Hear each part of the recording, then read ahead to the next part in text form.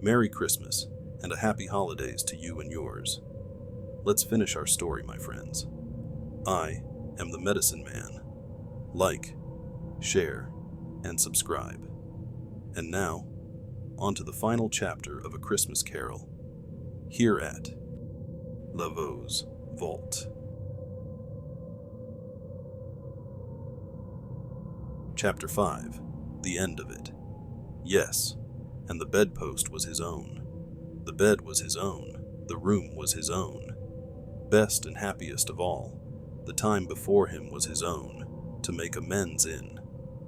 I will live in the past, the present, and the future, Scrooge repeated as he scrambled out of bed. The spirits of all three shall strive within me.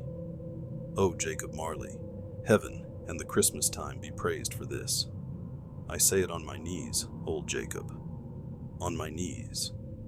He was so fluttered and so glowing with his good intentions that his broken voice would scarcely answer to his call. He had been sobbing violently in his conflict with the spirit, and his face was wet with tears. "They are not torn down," cried Scrooge, folding one of his bed curtains in his arms. "They are not torn down, rings and all. They are here. I am here. The shadows of the things that would have been may be dispelled. They will be. I know they will." His hands were busy with his garments all this time, turning them inside out, putting them on upside down, tearing them, mislaying them, making them parties to every kind of extravagance. "I don't know what to do," cried Scrooge, laughing and crying in the same breath, and making a perfect Laocoon of himself with his stockings. "I am as light as a feather. I am as happy as an angel. I am as merry as a schoolboy. I am as giddy as a drunken man. A Merry Christmas to everybody. A Happy New Year to all the world. Hello here. Whoop. Hello." He had frisked into the sitting room and was now standing there, perfectly winded. "There's the saucepan that the gruel was in," cried Scrooge, starting off again and going round the fireplace. "There's the door by which the ghost of Jacob Marley entered. There's the corner where the ghost of Christmas present sat. There's the window where I saw the wandering spirits. It's all right. It's all true. It all happened. Ha ha ha." Really, for a man who had been out of practice for so many years, it was a splendid laugh, a most illustrious laugh. The father of a long, long line of brilliant laughs. "I don't know what day of the month it is," said Scrooge. "I don't know how long I've been among the spirits. I don't know anything. I'm quite a baby. Never mind. I don't care. I'd rather be a baby. Hello. Whoop. Hello here." He was checked in his transports by the churches ringing out the lustiest peals he had ever heard. Clash, clang, hammer, ding, dong, bell. Bell, dong, ding, hammer, clang, clash. Oh, glorious, glorious. Running to the window, he opened it and put out his head. No fog, no mist. Clear, bright, jovial, stirring, cold, cold, piping for the blood to dance to. Golden sunlight, heavenly sky, sweet fresh air, merry bells. Oh, glorious, glorious. "What's today?" cried Scrooge, calling downward to a boy in Sunday clothes, who perhaps had loitered in to look about him. "Eh?" returned the boy, with all his might of wonder. "What's today, my fine fellow?" said Scrooge. "Today," replied the boy. "Why, Christmas Day." "It's Christmas Day," said Scrooge to himself. "I haven't missed it. The spirits have done it all in one night. They can do anything they like. Of course they can. Of course they can. Hello, my fine fellow." "Hello," returned the boy. "Do you know the poulterers in the next street, but one at the corner?" Scrooge inquired. "I should hope I did," replied the lad. "An intelligent boy," said Scrooge. "A remarkable boy. Do you know whether they've sold the prize turkey that was hanging up there? Not the little prize turkey, the big one." "What, the one as big as me?" returned the boy. "What a delightful boy. said Scrooge. "It's a pleasure to talk to him. Yes, my buck." "It's hanging there now," replied the boy. "Is it?" said Scrooge. "Go and buy it." "Walker!" exclaimed the boy. "No, no," said Scrooge. "I am in earnest. Go and buy it, and tell them to bring it here, that I may give them the direction where to take it. Come back with the man, and I'll give you a shilling. Come back with him in less than 5 minutes, and I'll give you half a crown." The boy was off like a shot.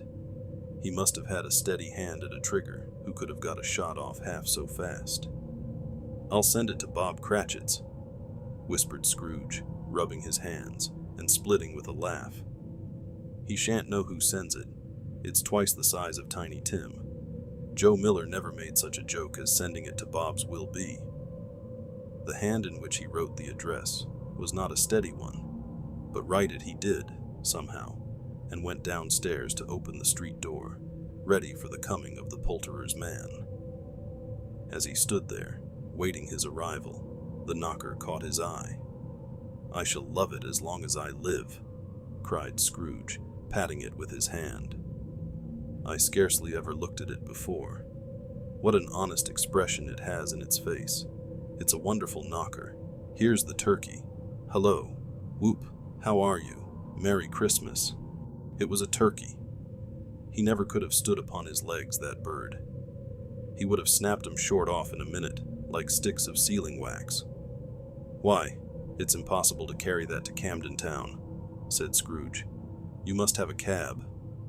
The chuckle with which he said this, and the chuckle with which he paid for the turkey, and the chuckle with which he paid for the cab, and the chuckle with which he recompensed the boy, were only to be exceeded by the chuckle with which he sat down, breathless in his chair again, and chuckled till he cried. Shaving was not an easy task, for his hand continued to shake very much, and shaving requires attention, even when you don't dance while you are at it. But if he had cut the end of his nose off, he would have put a piece of sticking plaister over it and been quite satisfied. He dressed himself all in his best, and at last got out into the streets. The people were by this time pouring forth, as he had seen them with the ghost of Christmas present, and walking with his hands behind him, Scrooge regarded everyone with a delighted smile. He looked so irresistibly pleasant, in a word, that 3 or 4 good-humored fellows said, "Good morning, sir. A Merry Christmas to you." And Scrooge said often afterwards that of all the blithe sounds he had ever heard, those were the blithest in his ears.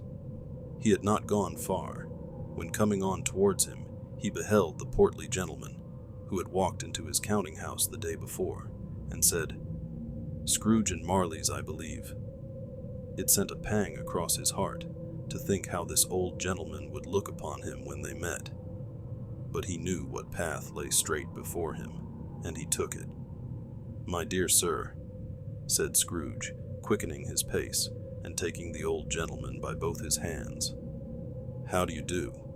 I hope you succeeded yesterday. It was very kind of you. A Merry Christmas to you, sir." "Mr. Scrooge." "Yes," said Scrooge. "That is my name, and I fear it may not be pleasant to you. Allow me to ask your pardon. And will you have the goodness—" Here Scrooge whispered in his ear. "Lord bless me," cried the gentleman, as if his breath were taken away. "My dear Mr. Scrooge, are you serious?" "If you please," said Scrooge. "Not a farthing less. A great many back payments are included in it, I assure you. Will you do me that favor?" "My dear sir," said the other, shaking hands with him, "I don't know what to say to such munifi." "Don't say anything, please," retorted Scrooge. "Come and see me. Will you come and see me?" "I will," cried the old gentleman, and it was clear he meant to do it. "Thank ye," said Scrooge. "I am much obliged to you. I thank you 50 times. Bless you." He went to church, and walked about the streets, and watched the people hurrying to and fro, and patted children on the head, and questioned beggars, and looked down into the kitchens of houses, and up to the windows, and found that everything could yield him pleasure. He had never dreamed that any walk, that anything could give him so much happiness. In the afternoon, he turned his steps towards his nephew's house. He passed the door a dozen times before he had the courage to go up and knock. But he made a dash and did it. "Is your master at home, my dear?" said Scrooge to the girl. "Nice girl. Very. Yes, sir." "Where is he, my love?" said Scrooge. "He's in the dining room, sir, along with mistress. I'll show you upstairs, if you please." "Thank ye." "He knows me," said Scrooge, with his hand already on the dining room lock. "I'll go in here, my dear." He turned it gently and sidled his face in, round the door. They were looking at the table, which was spread out in great array, for these young housekeepers are always nervous on such points, and like to see that everything is right. "Fred," said Scrooge. Dear heart alive, how his niece by marriage started.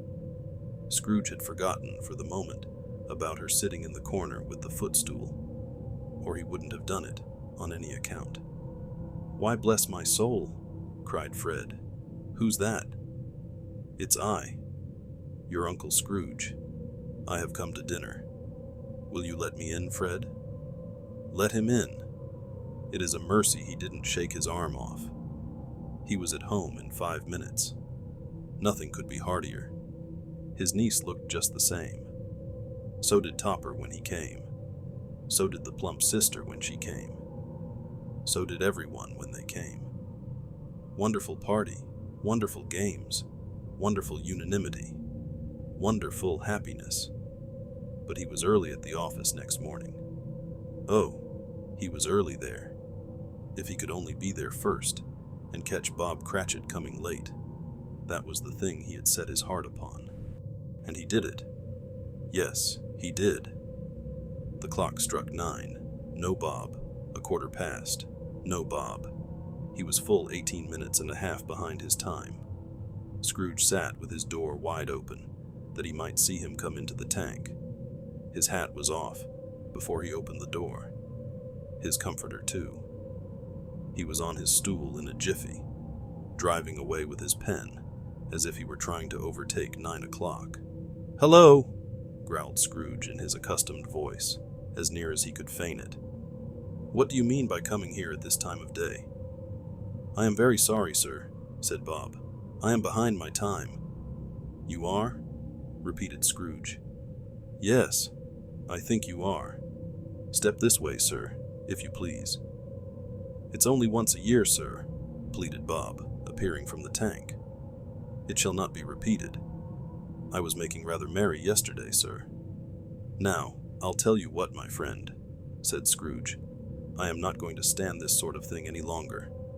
And therefore," he continued, leaping from his stool and giving Bob such a dig in the waistcoat that he staggered back into the tank again, "and therefore I am about to raise your salary."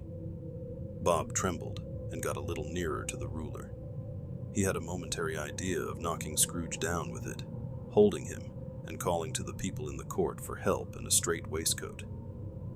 "A Merry Christmas, Bob," said Scrooge, with an earnestness that could not be mistaken, as he clapped him on the back. "A merrier Christmas, Bob, my good fellow, than I have given you for many a year.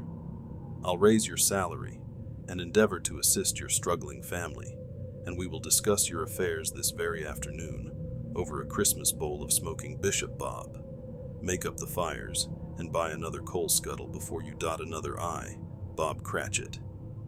Scrooge was better than his word. He did it all, and infinitely more. And to Tiny Tim, who did not die, he was a second father. He became as good a friend, as good a master, and as good a man, as the good old city knew, or any other good old city, town, or borough, in the good old world. Some people laughed to see the alteration in him, but he let them laugh, and little heeded them, for he was wise enough to know that nothing ever happened on this globe for good, at which some people did not have their fill of laughter in the outset, and knowing that such as these would be blind anyway, he thought it quite as well that they should wrinkle up their eyes in grins, as have the malady in less attractive forms. His own heart laughed, and that was quite enough for him. He had no further intercourse with spirits, but lived upon the total abstinence principle ever afterwards, and it was always said of him that he knew how to keep Christmas well, if any man alive possessed the knowledge. May that be truly said of us, and all of us. And so, as Tiny Tim observed, God bless us, everyone.